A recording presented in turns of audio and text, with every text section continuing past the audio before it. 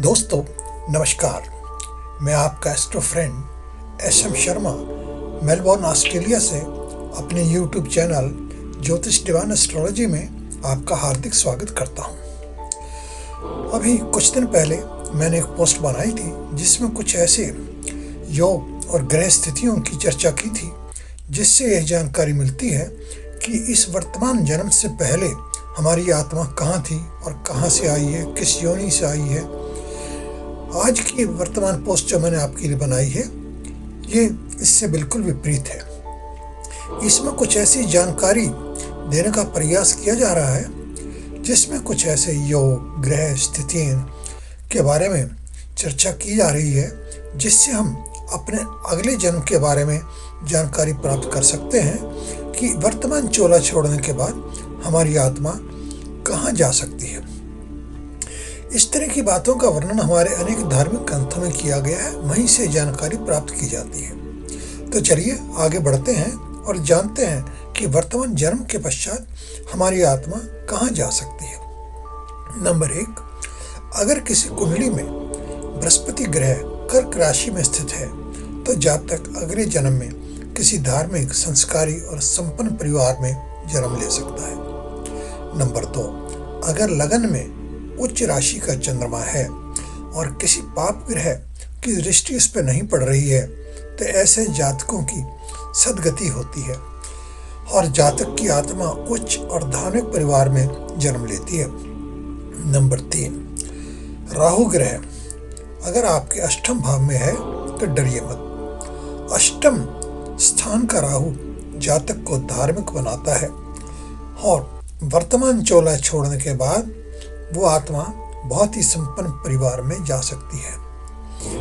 Number 4, अगर अष्टम भाव में मंगल और शनि की दृष्टि है या दोनों की युति बनी हुई है तो जातक की अकाल मृत्यु के बाद आत्मा की गति नहीं हो पाती और हो सकता है किसी भूत प्रेत या व्योनि में जन्म ले।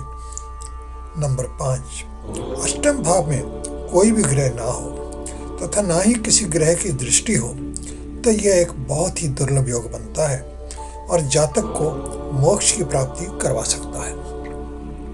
नंबर 6, लगन में गुरु और चंद्रमा की युति बन रही हो, चौथे स्थान में तुला राशि का शनि हो और 7वें भाव में मकर राशि का मंगल हो तो ये एक बहुत ही उत्तम और मोक्षकारी योग बनता है।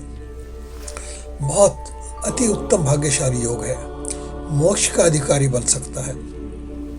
आवागमन के चक्र से आत्मा को मुक्ति मिल सकती है।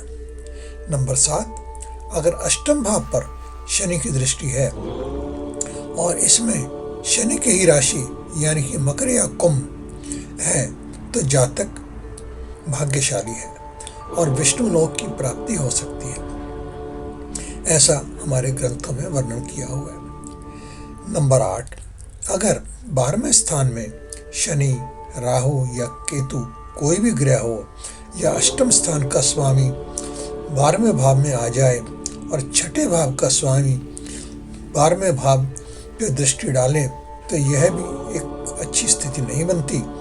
आत्मा अगले जन्म में परेशान रह सकती है, किसी व्योनि में जा सकती है, भूत प्रेत आदि बन सकती है।